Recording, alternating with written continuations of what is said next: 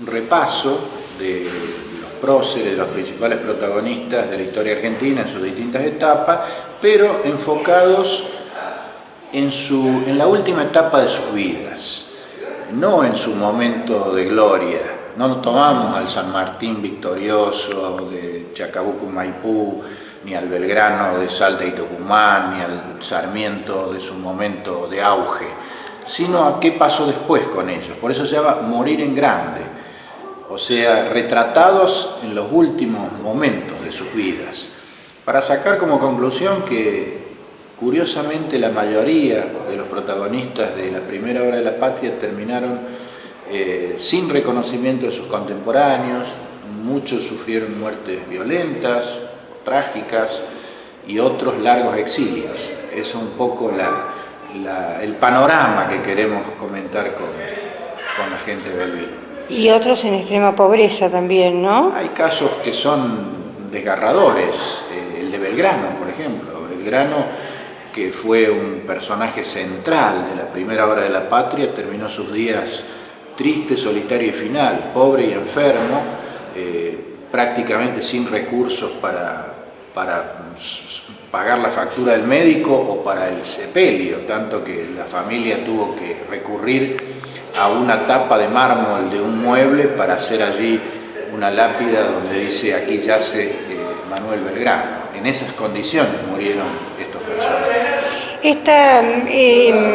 No sé qué palabra utilizar, ¿no? Pero esto que nosotros ahora rendimos grandes homenajes a estos que fueron nuestros héroes, pero que en su momento, como dice usted, no fueron reconocidos y tuvieron un final muy triste. Sí, en general, ninguno de ellos tuvo el reconocimiento de sus contemporáneos. Eso fue cambiando de a poco, más ya para el siglo XX. El siglo XIX es casi una constante donde se da esta situación. En el siglo XX ya empiezan las muertes naturales y el reconocimiento, sobre todo en los últimos tiempos. Por ejemplo, hemos tenido recientemente el fallecimiento de dos expresidentes argentinos, de don Raúl Alfonsín y Néstor Kirchner.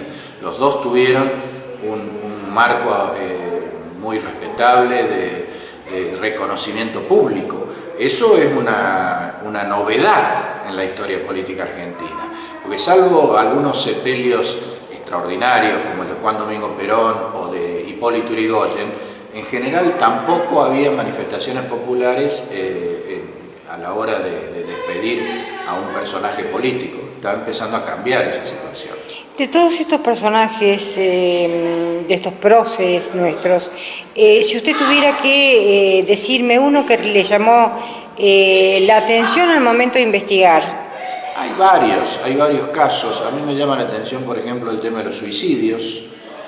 ¿Por qué un hombre político, un hombre público decide quitarse la vida? Y hay un par de casos muy emblemáticos, por ejemplo el de Leandro N. Alem, fundador del radicalismo, o don Lisandro de la Torre, senador por Santa Fe, fundador de la democracia progresista. Hay casos de gente muy joven, por ejemplo Eva Perón, con 33 años, que se terminan convirtiendo en mito, porque una de las condiciones del mito es precisamente la muerte temprana. Es difícil que alguien que muere de muerte natural, de vejez, en su propio dormitorio, en su cama, se convierta en un mito. Por eso es bueno tratar de reconstruir ese punto de vista de la historia, que no está planteado en los libros, en los manuales convencionales, porque allí lo que está planteado es el momento de auge de gloria del personaje. Claro. Lo que no había era tanta corrupción, digamos. Entonces la política siempre fue controvertida, en la Argentina nunca fue pacífica ni civilizada, sobre todo en la primera etapa fundacional de la democracia argentina, del Estado de Derecho. Las polémicas, los debates eran muy acalorados, con protagonistas flamígeros, por ejemplo un Sarmiento, por decir, que se había metido hasta el cuello en el conflicto político, pero no había tanta corrupción.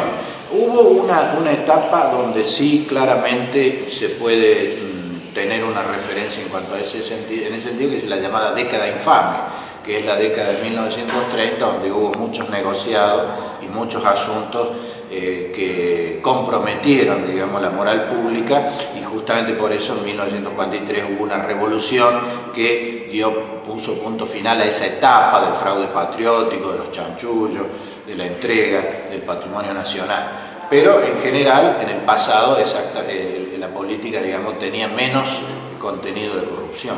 ¿Qué mensaje dejaría usted hoy a no solo los jóvenes, sino también a aquellos que están ejerciendo el poder, la política?